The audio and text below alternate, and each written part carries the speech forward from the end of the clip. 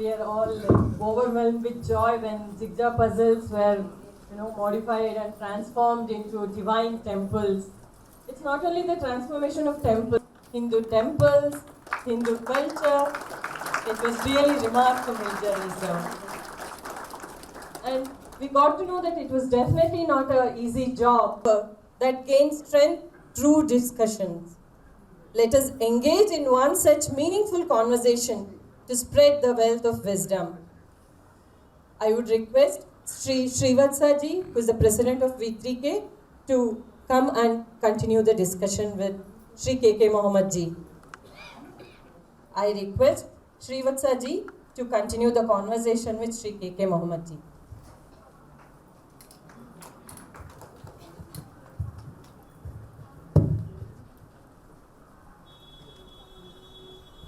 ಬಂದು ಕೂತಿದ್ದಾರೆ ಅನ್ನೋದಕ್ಕೆ ಮತ್ತೊಬ್ಬರು ಕಾರಣಕರ್ತರಾಗಿದ್ದಾರೆ.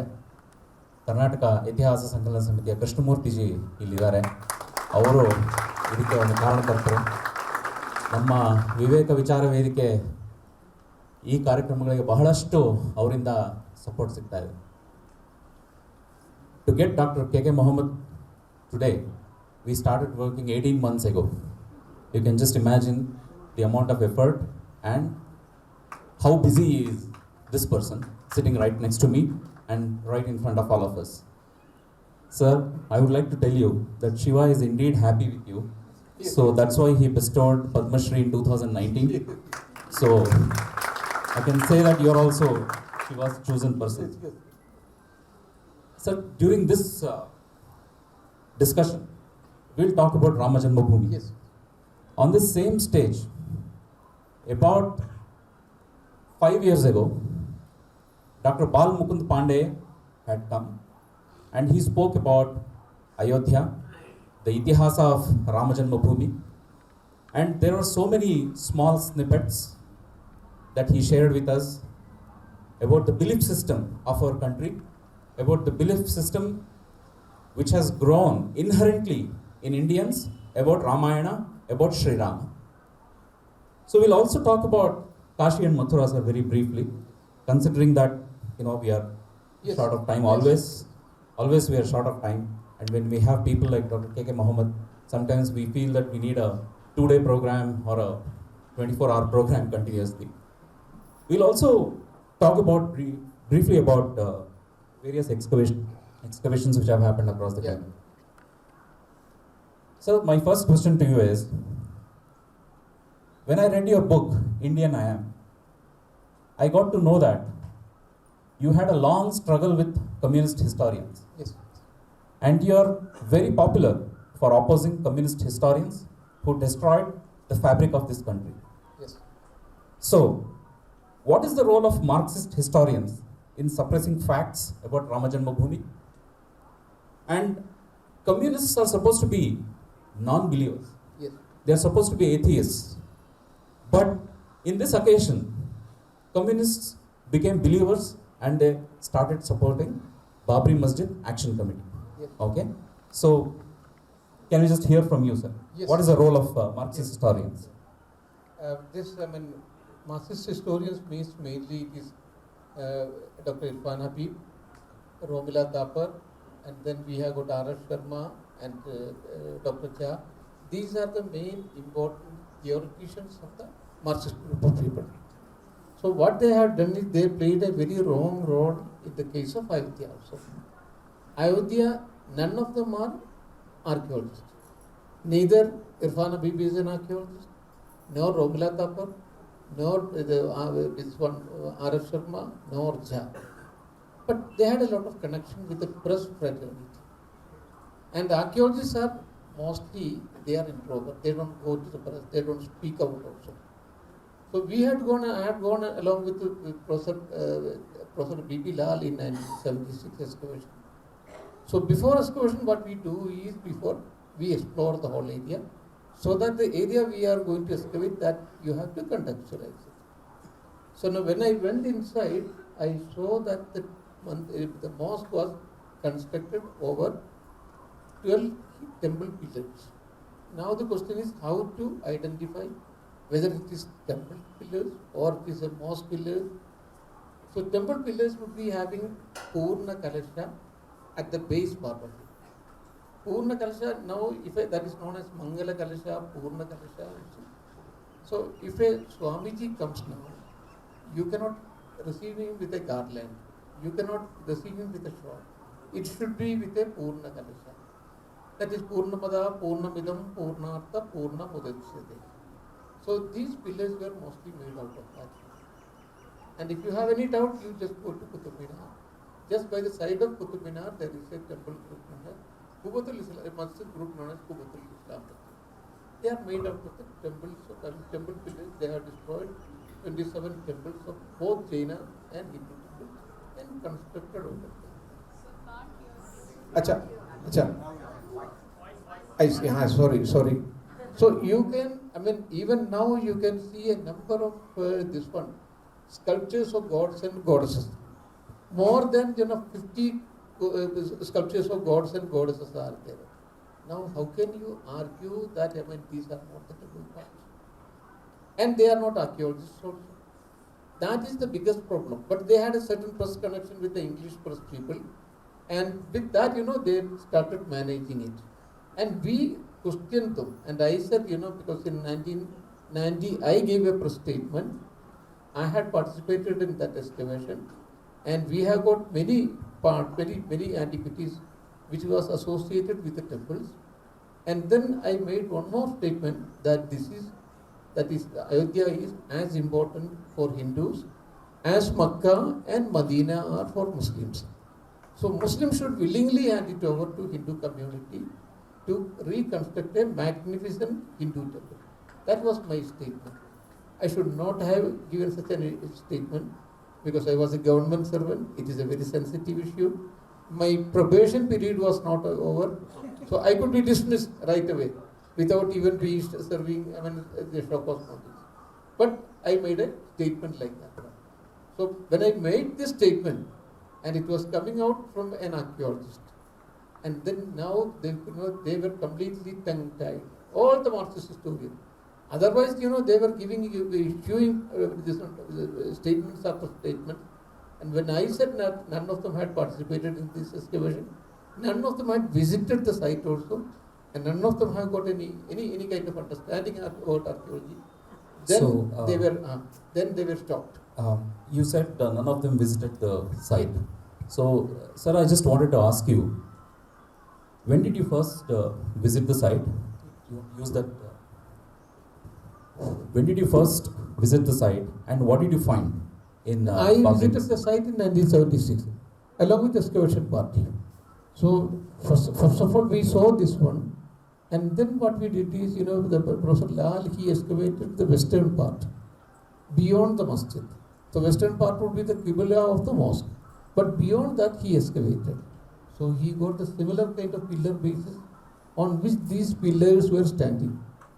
And then a number of things associated with the temples. And similarly, when the next excavation was carried out by Dr. B.R. Mani, he got more than, we had got only 12 temple pillars.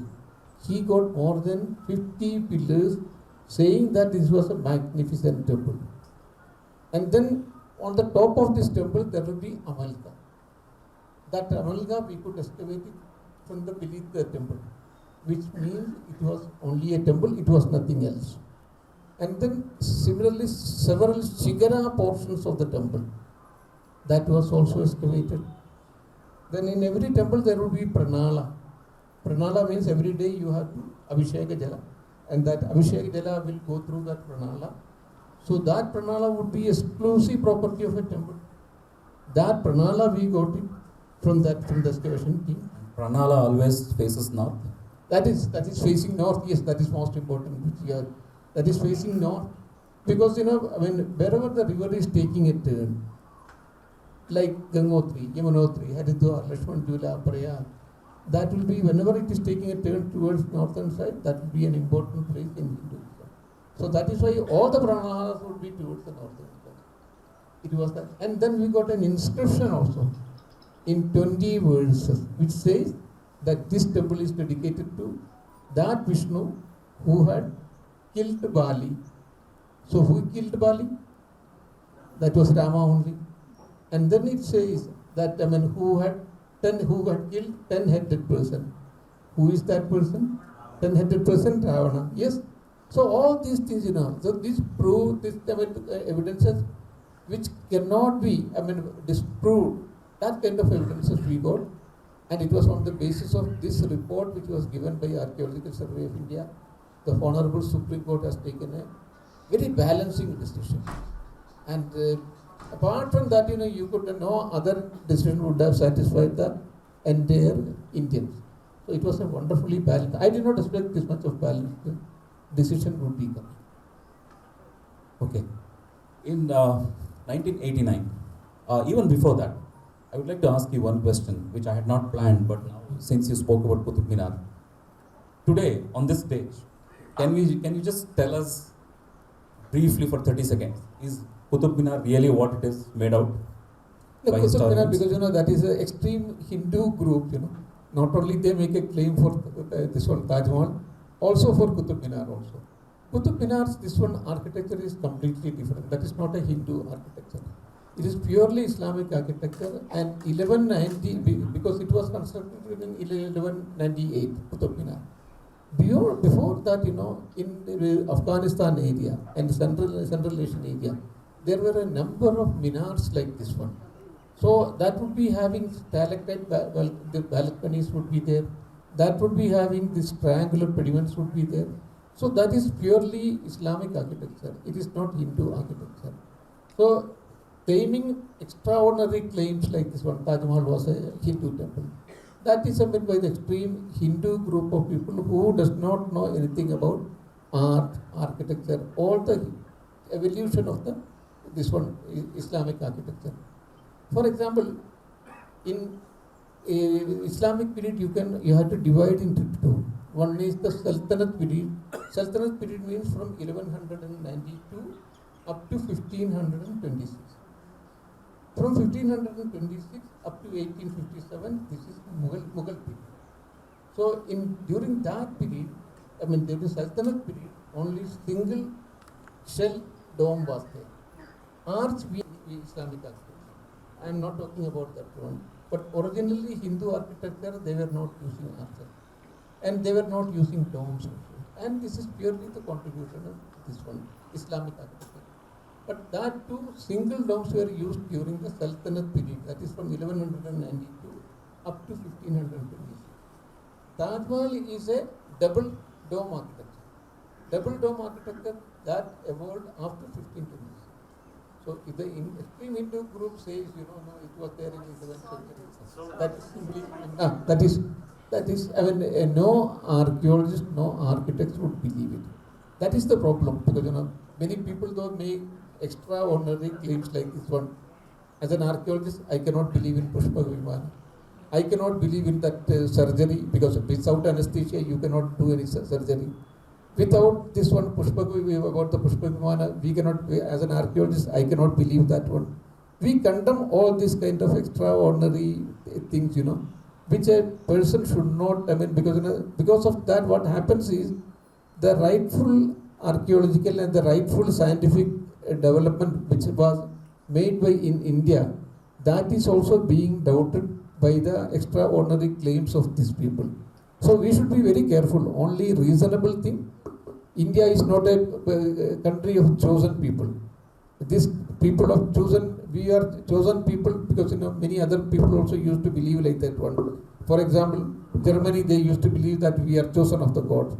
Abrahamic people, that is when Judaism, they used to believe, no, we are the chosen of the people. Muslims, they used to believe that we are chosen of the people.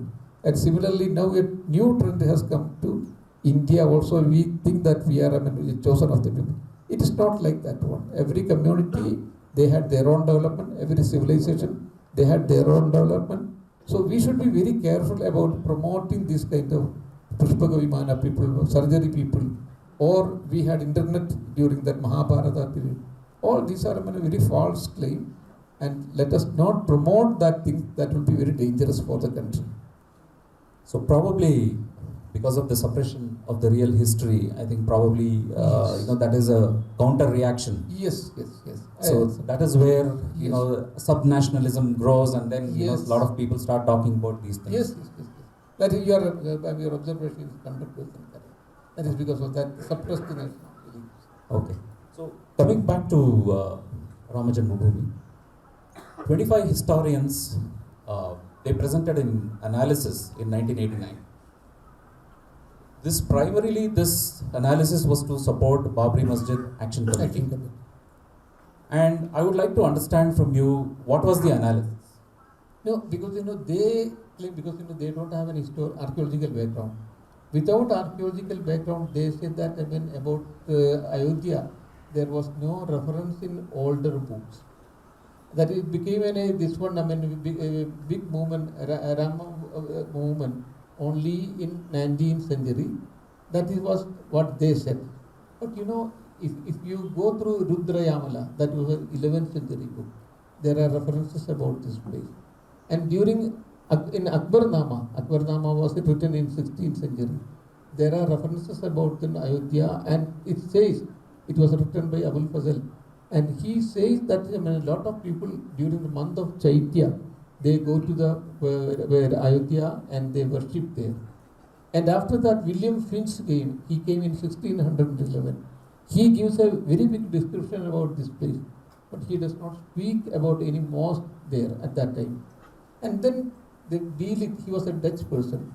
He had come to India and he went over to different parts, and he has also given a description of the temple and the worship which was going on there, but not about the mosque.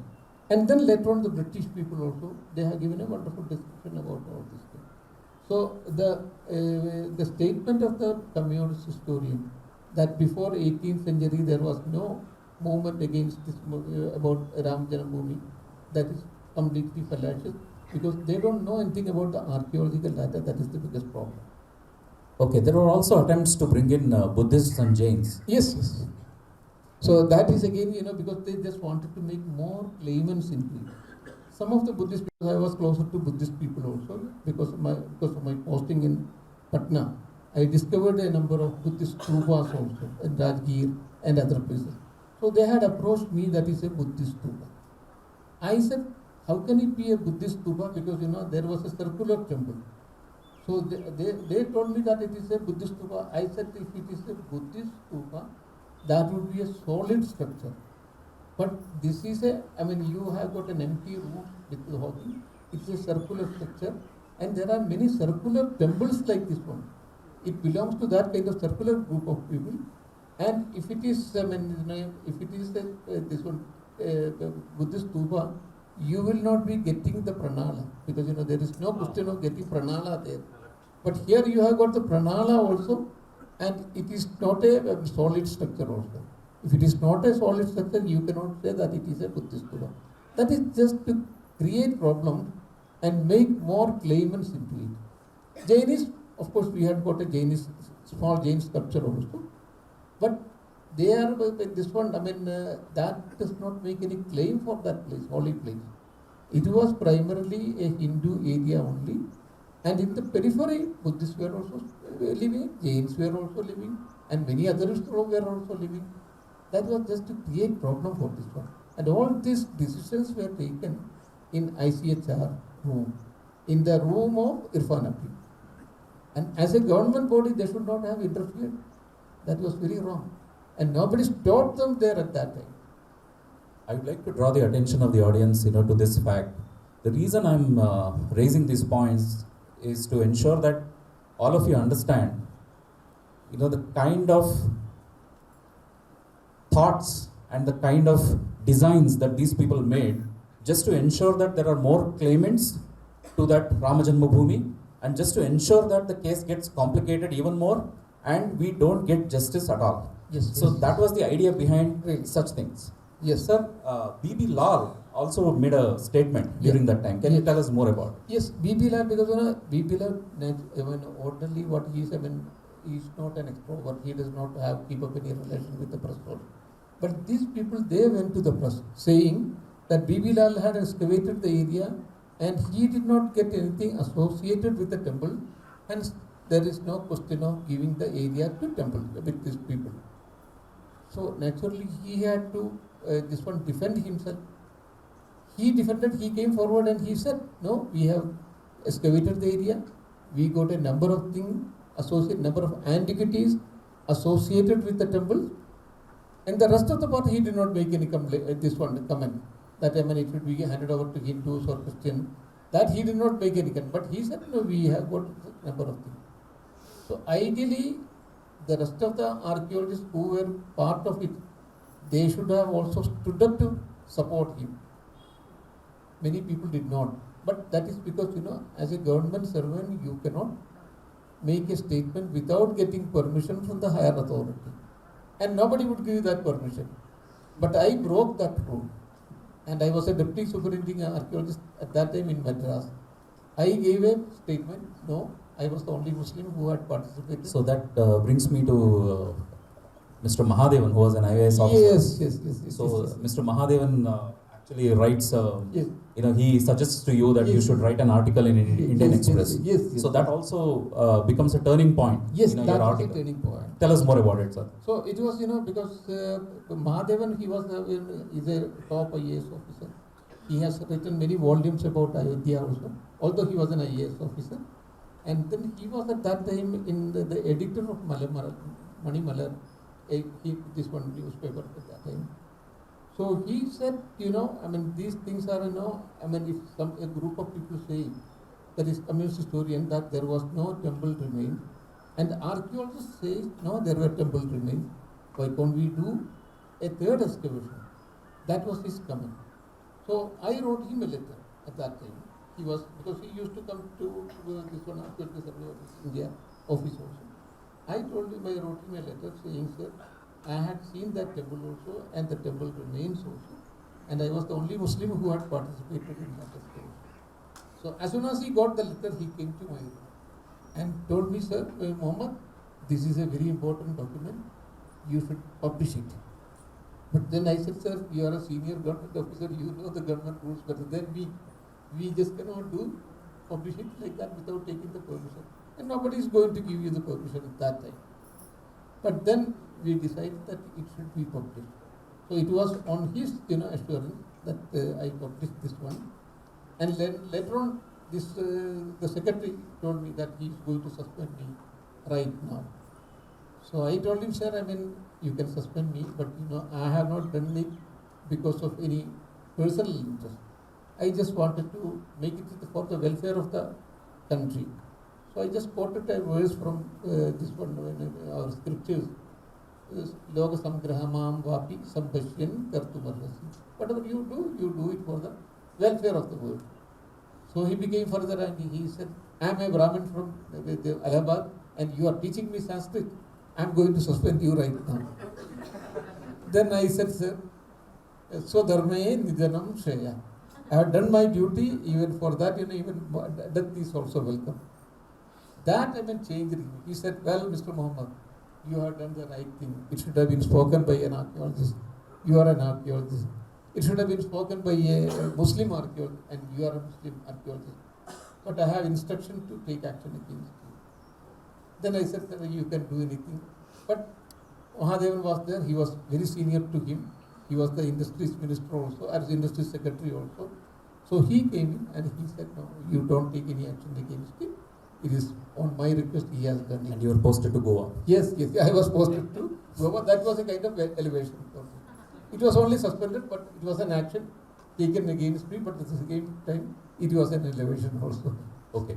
While we are having this conversation, I also request the volunteers to hand out slips. If anyone has questions to ask at the end of this conversation, you can ask, and please write your questions in the slip. I'll take it, and depending on the time, we will try to get as many questions as possible.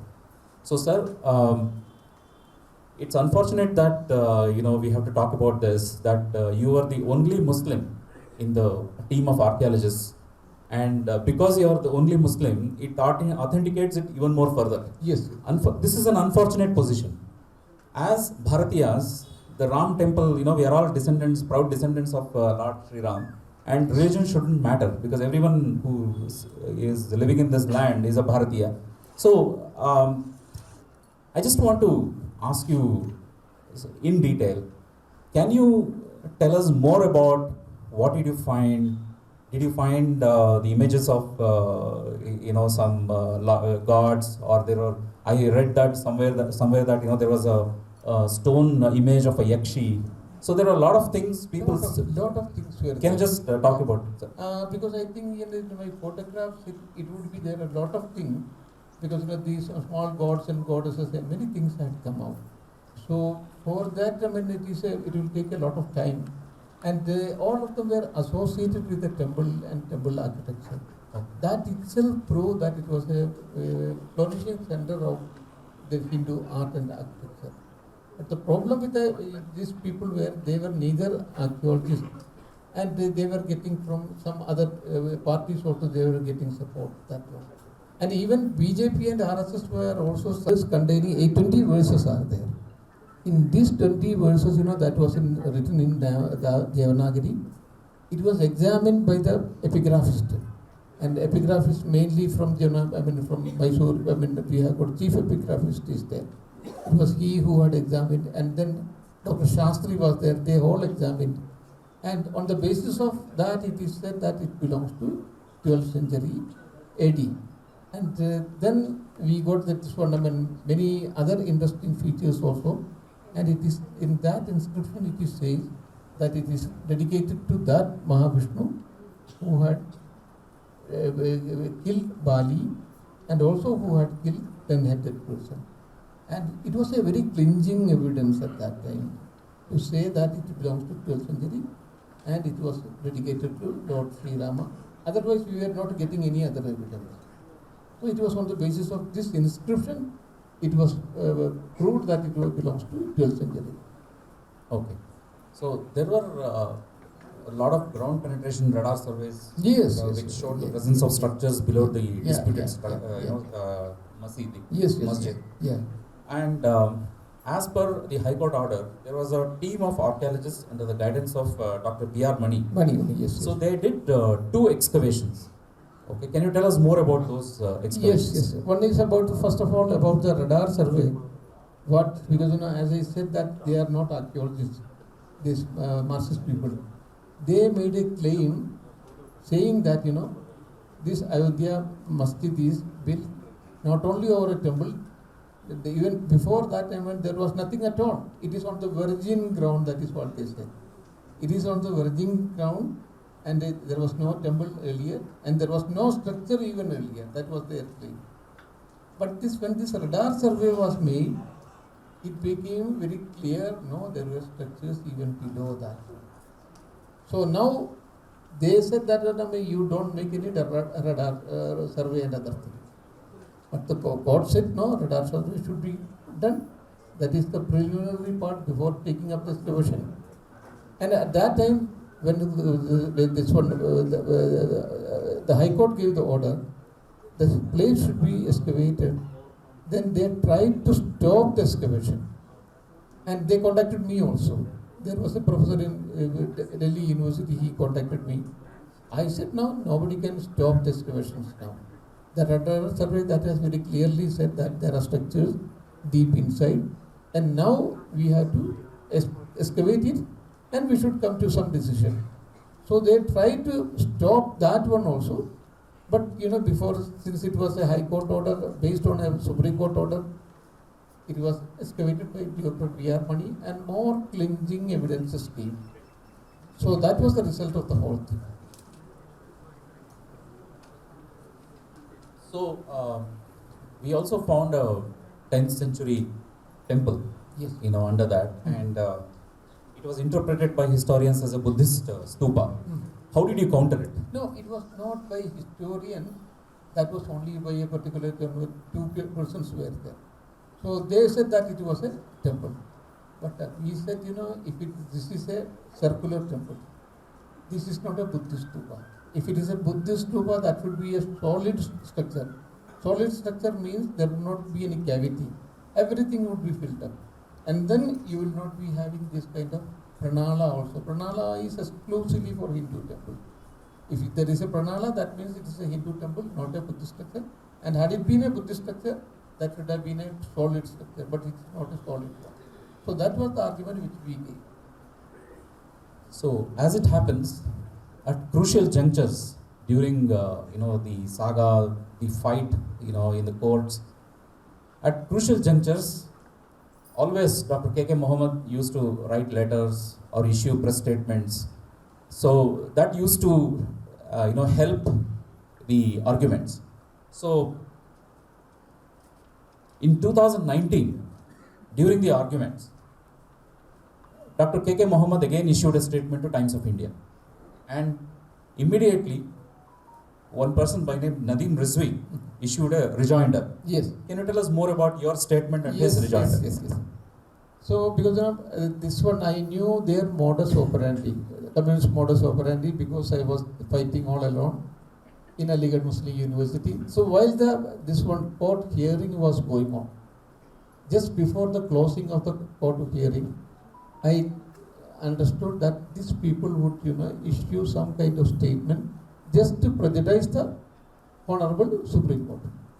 So I just outsmarted them, and I said that they said that this report was made by Dr. B.R. Mani. So by me, because he is a Hindu, so that would be a favorable report for them.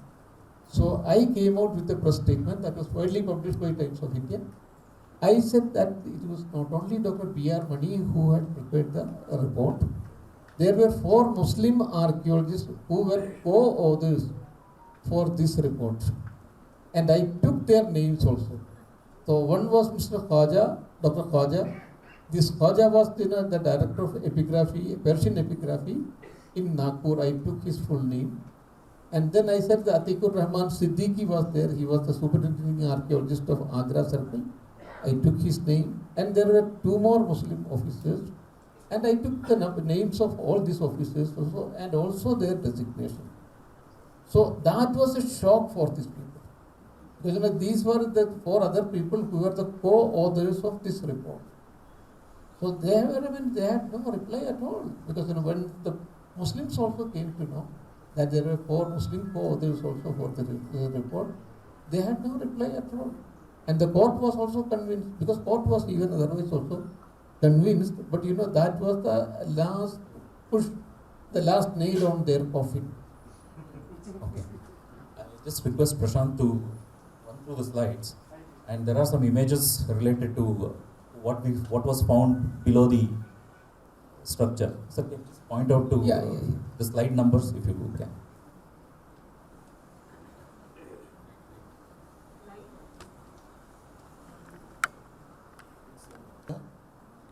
हाँ ये दिखा नहीं इसके पहले there is Irfan Habib and Nadeem Rizvi. They came for my press statement. I had given a press statement earlier. In reply to that, they said no, K.K. Mohammed was not there in the excavation team.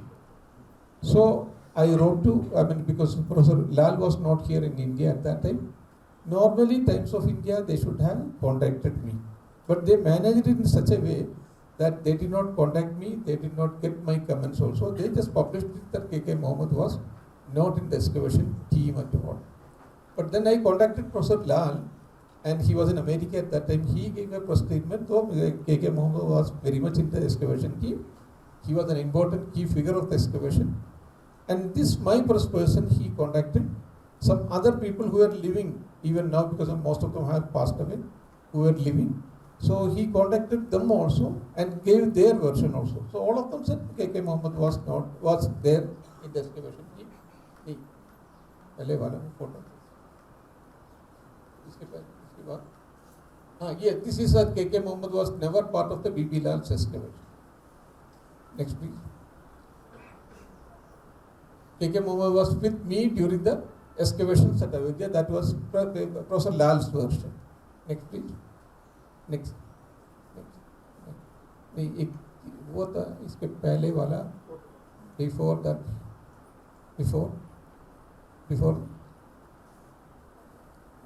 this one,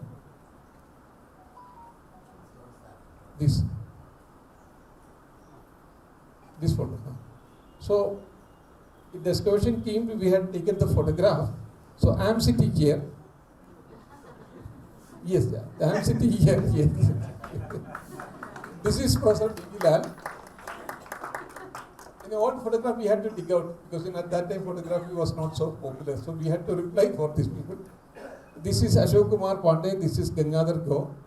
Because we were from the Institute of Archaeology, fresh batch of people. This is Professor B.V. Lal. This is Mrs. Wan. And we had one important classmate. And we all know about Jairam Ramesh. He is from Bangalore. Jairam Ramesh, he was the previous minister also. And he is the spokesperson of the Congress party also. His wife, that is Jayashree. Jayashree was also in our team. She was looking after this one, trench A. Then B was vacant. And I was looking after trench C. So I took her name also because Jairam Ramesh ji is now there. She has passed away. Jairam, and she was one of the most brilliant students of our class also. And it is she, and then these are the members of other team. So I produced this thing also, and thus I could expose Irfan Habib. Irfan Habib, he speaks blatant lies.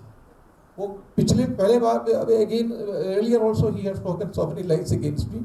I had to expose those things also. And this Nadeem Rizvi also. So this was a clinging photograph of the. We had to dig out that one. Next please. Because we are celebrating the Holi festival. Because that is Holi festival is a very important festival. That photograph also we produced, and they had no reply at all. They would come out with such things, blatant lies they would speak. Even though he is a professor of emeritus now in Aligarh Muslim University, he is habitual of speaking such lies. Next please. This was the statement which I had issued. It was a very long statement in which I said that these were the Muslim officers who were the co-authors of the report. It was not simply a report by a Hindu person. That is what they had alleged. Next please. Then Lal Saab's report, K.K. Mohammed was never part. This is their Professor Irfan Habib and Professor Nadeem Rizvi. And this is K.K. Mohammed was with me during the excavations. This is Professor Lal's version. Next please. And this is Babri Masjid. And this is the temple pillar basis. This there was a carving of a Hindu goddess which was erased. Next please. This is that Purna Kalasha. So Purna Kalasha would be there. It is a symbol of prosperity in Hinduism. In many of the Hindu temples you can see this one. Next please. And you can see the same kind of pillar base. This is from this one. Towards Islam Mosque. Next please. And you can see the Kirti Muga of Lord Shiva. This is the Kirti Muga, this is Purna Kalasha. Next please. Next please. And this is the temple bells. Next please. Again, this one. Next please. You can see so many Hindu goddesses mutilated portion of the Hindu. This is known as Bharavahaka. They are carrying this one. Next please. Here again you can see so many deities, so many Hindu gods and goddesses. Next please. You can see a Jain. This would be a Lalada Bimma. Next please. Again you have the same thing, Kirtimuga of Lord Shiva. Here also you can see that this one, a sculpture, Hindu sculpture. Next please. Next. Many gods and goddesses. So we have a number of these evidences.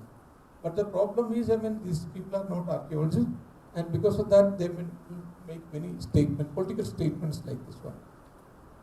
Many gods and goddesses. Next please. You can see the mutilated portions. Yes. All these are speaking evidences. You just cannot erase all these things.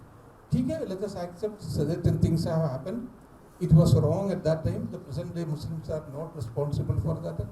Let us come to a kind of, because I am of the opinion that two more places, that is, apart from Ayodhya, Mathura, and also this one, Gyanvapi, that should be handed over by the Muslim community, because these are important places for Hindu community, but there is a rider for that one. The rider is because of the Religious Worship Act of 1981.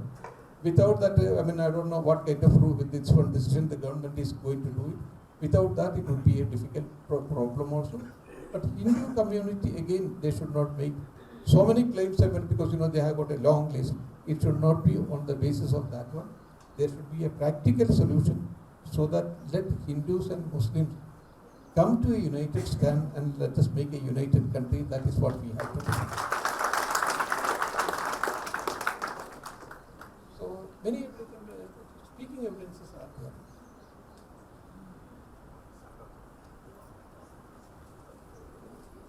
I had to enter into so many arguments with the Muslim community also. I don't want to go into detail. And then I had to deploy police. Finally, the police had taken a very tough time. It is about Delhi morning because they wanted to start worship in so many mosques. I said that as per the rules of Archaeological Survey of India, at the time of taking, if puja was there, that puja would be allowed. If namaz was there, that would be allowed. But these people, they wanted to make law unto themselves, which I stopped. This is Dr. B.R. Mani, the man who excavated second time. Next, please. And many these pillar bases were coming out like this one. Next. So the 90 trenches they had excavated. Next, please.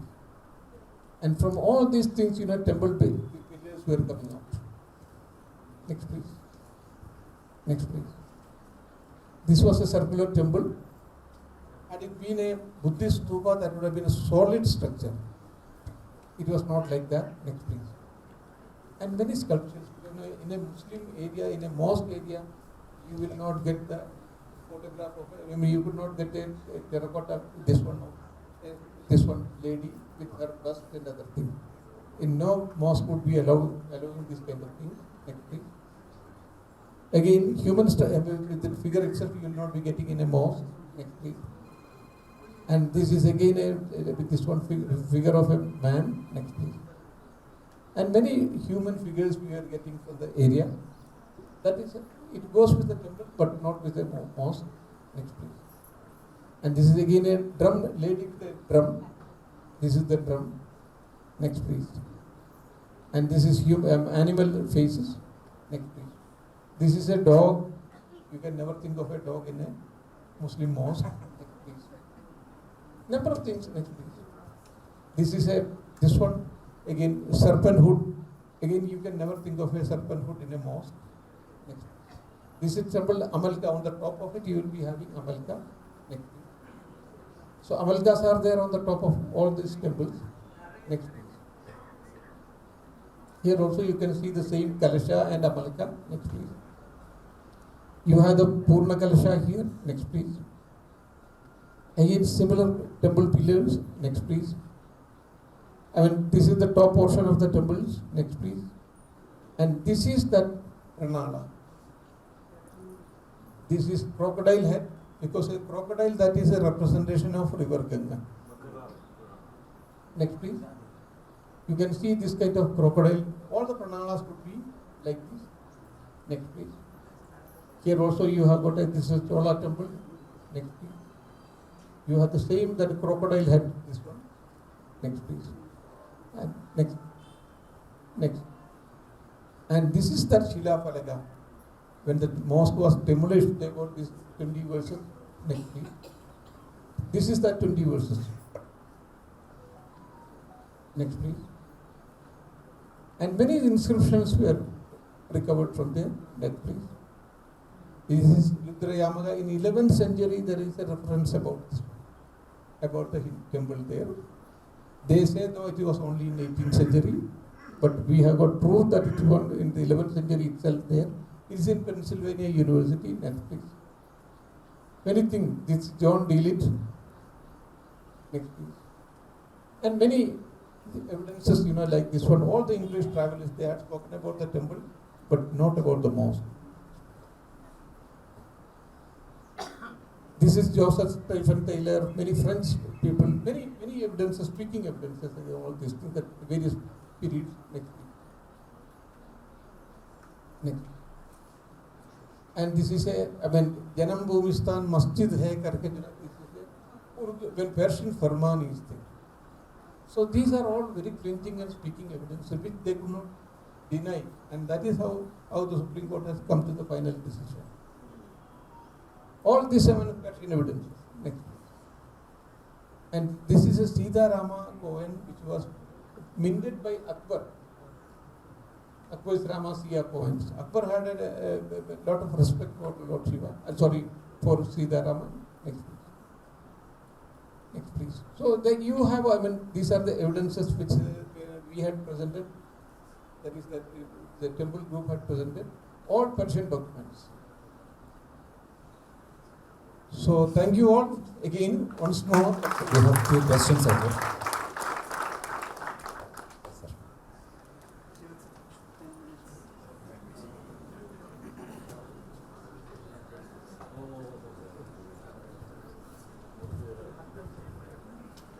Sir, thank you very much for showing us all the photographs in detail. So, I just want you to answer one question. So it is, again, we are going back to the suppressed history of India. And for example, whenever we travel to Europe, the persecution of Jews, the Holocaust, has been preserved so well. But in India, anything that you talk about, the massacres, the demolition of temples, it is suppressed. Okay? Now, as a civilization, as citizens of this country, we cannot live together peacefully if we don't reconcile our past. Only if we reconcile our past and admit that yes, there are certain things which have happened and we have to correct some of them and let us move on, we will still have these kind of clashes in spite of the fact that in 1947 the country was divided on religious basis. Muslims got their own country and Hindus supposedly got another country. That is the basis of the partition. I hope everyone here understands what I am trying to communicate. So even after that, we still have secessionist voices, and there is the majority community which is feeling that they have been wronged. Somewhere they have not been treated. So that actually expresses itself in various forms. Like you said, some extreme right-wing people, they may have their own views, just like the way extreme left-wing people, have their own views. So, sir, like you said just a couple of minutes ago, to reconcile our civilizational history, because this is the oldest living civilization in the world, I just want you to talk a little bit about Kashi and Mathura. I have 3 questions to you. One, briefly let us touch upon the archaeological evidence, the status of the case, and thirdly, what is your opinion? My opinion, I have made it in so many interviews also, that 2 more places, that is Mathura and Kashi, that should be handed over by the Muslim community for Hindu community, because they are as important for Hindus as Makkah and Medina are for Muslims. For Muslims, it is simply a mosque. If at all it is a mosque, it is simply a mosque, not associated with Prophet Muhammad. Had it been associated with Prophet Muhammad, there was a reason to defend it. Had it been associated, the second important people in Islam is Khalifas, that is Hazrat Abu Bakr, Hazrat Umar, Hazrat Usman, Hazrat Ali. Had it been associated with them, I too would have stood along with them. Then there are important awliyas, Khaja Moinuddin Chishti of Ajmer. Then we have got Khaja Nizamuddin Awliya. Had it been associated with them also, there would have been a rationale and reason behind keeping it. But there is no reason and no rationale that way. For them it is simply a mosque, and it would have been, but at the same time for Hinduism, the whole Hinduism depends upon Kashi, Mathura and the Sri Rama temple at Ayodhya. So Muslims should willingly hand it over. And that would create a new atmosphere also. But the problem is that this is communist historian. You keep away the communist historian. Even in the case of Ayodhya, at that time I was in Aligarh Muslim University. Muslims were in favor of a settlement. But it was this Irfan Nabi, when the communist group, that said no, we are the topmost historians and we say that there was nothing associated with the temple there. It is they who misled the Muslim community. You keep them away and then engage the Muslims in a discussion. I think there is every reason that Muslim will come around. They will understand the problem. Okay. We heard about the Gyanavapi mask and the so-called shivling. I'm just using the word so-called is, please don't get offended by it. Yeah. But the reason I'm saying this is because we also heard reports that Muslims were washing their leg. It was a pond and it was a fountain and things like that. So, sir, how can we really come to terms with such things? And now the government is talking about a survey, another survey, but there are parties who have gone to court that no further survey should be allowed and no carbon dating should be allowed. And again, there were some people who said carbon dating cannot be done on stones. Actually, that is that was a wrong step from a Hindu group of people. Carbon dating cannot be done on this thing. You have to have different methodology, but there is no need of carbon dating also. There is you have got enough literature to support that Kashi and Mathura was destroyed. And this one, all the books are available, Persian books are available. In which Persian books. Persian books are there. I'm just forgetting the name of the book. It was written during the time of Aurangzeb itself, that such and such orders were given by the king, and this was destroyed and this was destroyed. So enough evidence is there. In Ayodhya, of course, you have to excavate it. But here there is no need of excavation also. And yet this goes, I have seen it before the new Vishwanath temple, earlier also, now also. Now it is just in front of the temple itself. And Nandi is just in front of it. And when a Hindu goes to that place, this one hurt would bleed. That is because I have gone along with so many group of people. So it is the right time for the Muslims to understand certain historical wrongs they have done it, and it is time now to rectify. With that, most of the problems will be solved. Thank you so much, sir.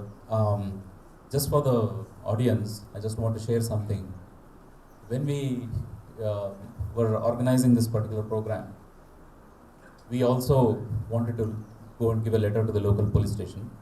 So we went to the local police station, and the local police station said, "Oh, this doesn't come under my jurisdiction because this is a very sensitive program." Now, this is what I just mentioned, that if we don't reconcile, to conduct such programs, to have a meaningful dialogue like this openly in front of all of you, you go to the police station says, "This is not my jurisdiction." You go to the DCP, then we find the email ID of the DCP and we write a letter, and then we try to call, and the DCP again, is trying to, put it on someone else. This is the status of the kind of society that we are living in today, and these are just demands. And just because we had Dr. K.K. Mohammed here, and we were talking about Ramajan Bhumi, Kashi and Mathura, and we gave a letter that he's going to address some of these issues. There were suddenly red alert in police station. They were looking at us like we are doing something else. We are anti-nationals or something like that. Maybe the current dispensation in the state is also possibly responsible for that. So unfortunately, we have to go through all these kind of things as organizers of such programs. But we have come to the end of this discussion and the program. I have a few questions here. I know most of you will be hungry, but I'm sure there are many of you here who are hungry to listen to Dr. K.K. Mohammed. Okay? So I'm trying to balance both sides. Sir, my first question to you is, do you think ASI has the resources to manage existing monuments along with new excavations? Because we have a lot of things coming up these days, like a chariot was found in Sanoli. Discovery made a big program about it. Okay, and then we have Rakhigadi, we have Keeladi in Tamil Nadu. In Keeladi in Tamil Nadu, the kind of findings are actually becoming a big question mark on the Dravidian movement itself. And there are Dravidian movement, the supporters of the Dravidian movement are writing new history to support the Keeladi findings. So there are a lot of things happening like that, like this. So does ASI has the resources to manage existing monuments? Because the infrastructure of ASI is very weak now. It was the responsibility of at least, I mean, let's just blame Congress party, I can understand. But why don't we blame the present Sure. BJP dispensation also? They had 9 years and they did not do anything at all. Not only that, I mean, the graph of ASI has completely gone down during the BJP period. Because we expected a lot from Modi ji. We thought, when Modi ji comes, the ASI would be, the museum I had shown you. And many things would be supported by them. But it is virtually, I call it the BJP period of 9 years as the dark age of archaeological survey of India. There was a golden age also when Jagmohan, during this one, The governor of period Jammu and Vajpayee, Kashmir. Jammu and Kashmir, he was an extraordinary person. You have to have that kind of ministers. You have to have that visionary people. You have to have that dynamic people at the officials level. But during the entire period, BJP has completely neglected. That is why I use the word that God has illuminated the mind of a Muslim, but not the mind of BJP and RSS. They have terribly gone back. They have got worse people. They select that kind of below average people for this kind of thing. So you just cannot bail them out. Okay, what are the top 3 things that you would like to change in a ASI if you are given charge today? Yes, of course, because, first of all, we have to have the change, the ministry itself, you have to have very good officials. And that to positive attitude people. In positive attitude means, there are certain things in ASI which, like me, because, I was daring, and while I was in Delhi, I have acquired 40 acres of land all around the monument, which was earlier not with ASI. That was only with daring action. For example, 1 acre area is just in front of Red Fort and Chandni Chowk. Their astronomical cost is this one. Thrice, Delhi Municipal Authority came to remove this one, free Director General, and then strengthen the whole organization, which is not happening now. You have the infrastructure is very weak, strengthen the organization and at the lower level also, and give them this one, freedom to work, which is not there now. But in Congress period, there was that freedom. So when I compare it with Congress and BJP is an utter failure. Congress was all right, not up to the extent. But Jagmohan during Vajpayee's period was the best, the golden period. So you mean to say that we need more dynamic people to manage this? Dashing, daring people. And dynamic people to take up the work. This, for example, because I was trying for this acquisition of Nalanda monument. Nalanda monument, what we have excavated in Nalanda is only 60% of it. 40% is even now still left out. That is under the occupation of so many people. So I made a proposal to acquire all those areas. And now it is a World Heritage Monument. Now there is a pressure to acquire that area.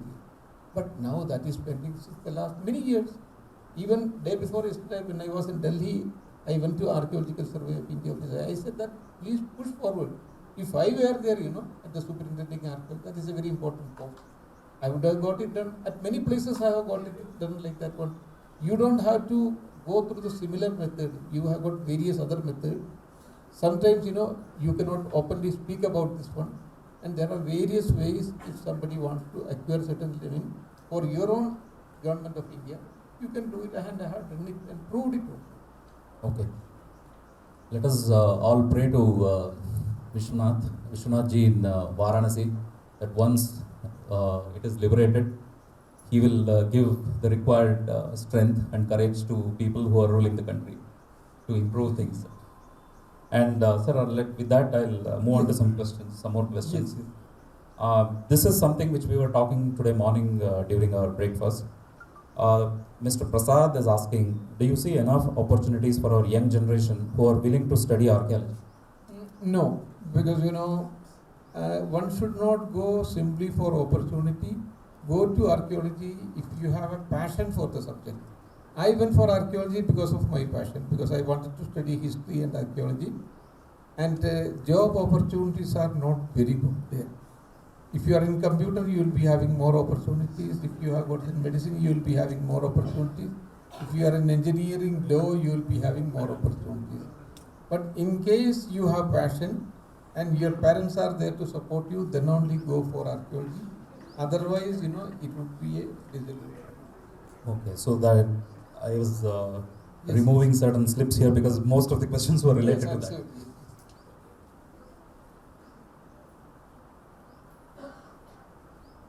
So,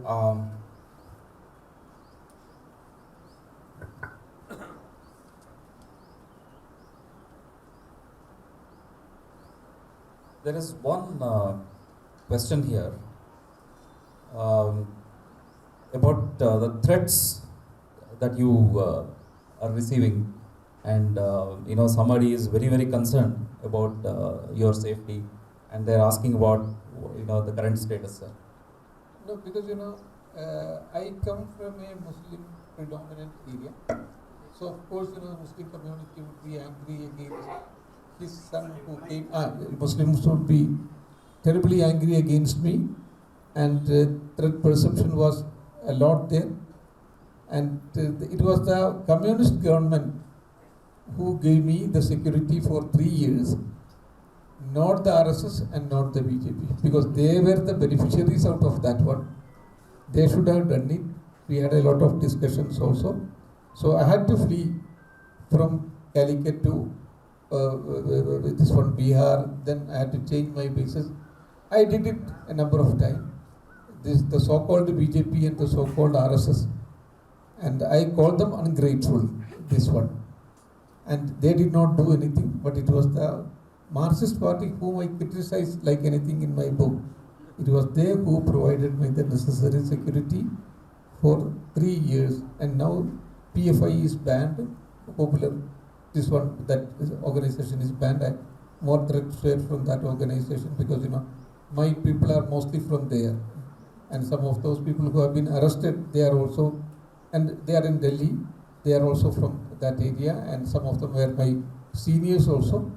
So it was after that my police security was lifted. Till that time I was under pressure from a lot of time. I had to shift my base. At last RSS came and said they can shift me to Gujarat, Ahmedabad. So when things became clear, because they did not do anything at all. So then I said, no, I don't need anything from here. I will make my own arrangement. And then I refused to entertain them. Okay, so there is a question from Mr. Arun Rao. There are 3 questions, out of which I think I should pick this. This is what is propagated by communist historians. They say that Muslim invaders destroyed Indian temples because of gold and not for their religious ends.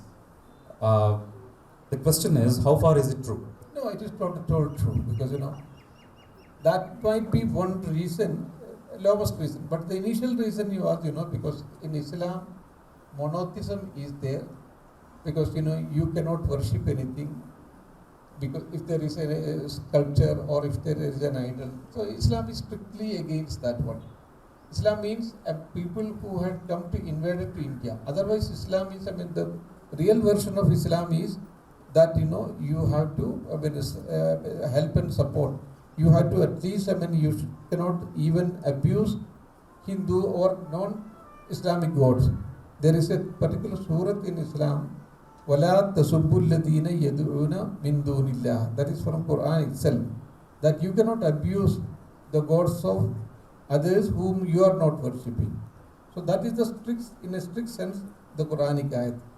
But the Muslims, the conquerors who had come through Afghanistan, they were a different type of people. They were not the real Muslims, and they mainly did it for their own religious reason, not for gold. Gold could be a secondary reason.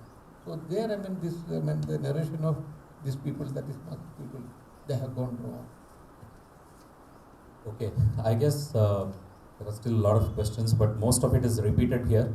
So I would like to end this Q&A session along with our discussion. I once again thank Dr. K.K. Mohammed for having acceded to our request and coming here all the way from Calicut. In fact, he was supposed to fly in from Calicut to Bangalore, but he had to go to Delhi to attend some meetings. So he went to Delhi, and yesterday he came all the way from Delhi to Bangalore. So I again thank him, and It was a very fruitful discussion. Thank you, both of you. What a powerful statement and facts you told, sir. Really, I mean, we should appreciate your courage and the stand for the truth. Decades ago, we all know that, I was a school-going kid, and we all had the rally of Ram Janmabhoomi, and we used to shout slogans like Mandira Valle Kattuvevu Sri Rama Mandira Ayodhya. So the result of this decades of struggle will be available for all of us to experience from 17th of Jan to 2024, when Ram Lalla Virajman will bless us with his darshan. So we are really thankful for you for this voice behind Ram Lalla Virajman, sir.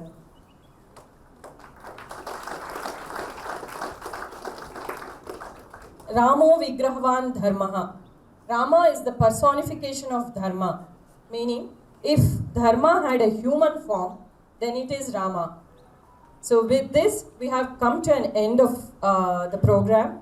I request Shri Sharat Ji to come on stage for the vote of thanks.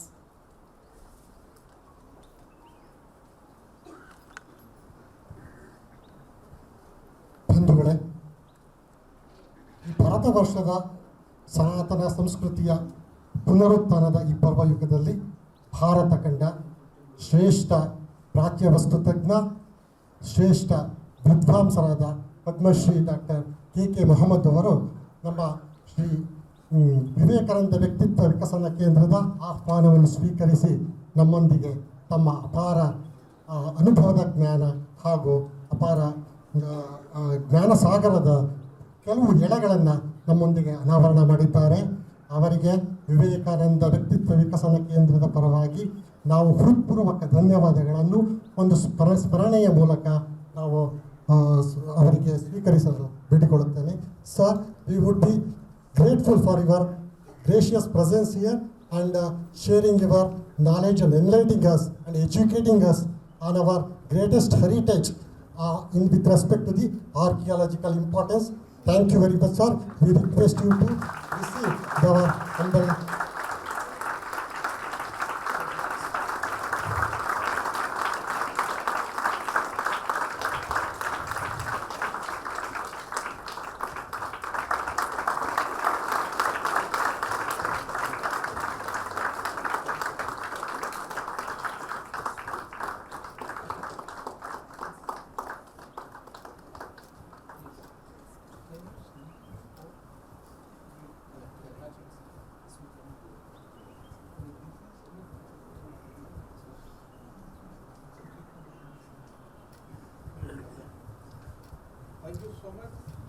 Sir, this Sanatan culture will always remember you for your service and your contribution for thousands and thousands of years. Thank you very much, sir. ಹಾಗೆ ನಮ್ಮ ಈ ಕಾರ್ಯಕ್ರಮದ ಸಂವಾದದಲ್ಲಿ ಅನೇಕ ಜಿಜ್ಞಾಸುಗಳಿಗೆ ಉತ್ತರವನ್ನು ಪಡೆಯುವ ಹಾಗೆ ಪ್ರಶ್ನೆಗಳನ್ನು ಕೇಳಿದ ಶ್ರೀವತ್ಸ ಅವರಿಗೂ ಕೂಡ ನಮ್ಮ ಧನ್ಯವಾದಗಳು. ಹಾಗೆ ಆಗಮಿಸಿರುವ ತಮಗೆಲ್ಲರಿಗೂ ಹಾಗೂ ಅನೇಕ ಗಣ್ಯರಿಗೂ ಇಲ್ಲಿ ನಮ್ಮ ವಿವೇಕಾನಂದ ವ್ಯಕ್ತಿತ್ವ ವಿಕಸನ ಕೇಂದ್ರದಿಂದ ಪರವಾಗಿ ಧನ್ಯವಾದಗಳು. ಈಗ ಕಾರ್ಯಕ್ರಮ ಸಮಾಪನೆಗೊಂಡಿದೆ. ದಯವಿಟ್ಟು ಎಲ್ಲ ಸಭಿಕರು ಕೂಡ ಕೆಳ ಗ್ರೌಂಡ್ ಫ್ಲೋರ್ನಲ್ಲಿ ಮಹಾಪ್ರಸಾದ ವ್ಯವಸ್ಥೆ ಮಾಡಿದೆ. ದಯವಿಟ್ಟು ಸ್ವೀಕಾರ ಮಾಡಿ ತೆರಳಬೇಕೆಂದು ಕೇಳಿಕೊಳ್ಳುತ್ತೇನೆ. ಧನ್ಯವಾದಗಳು.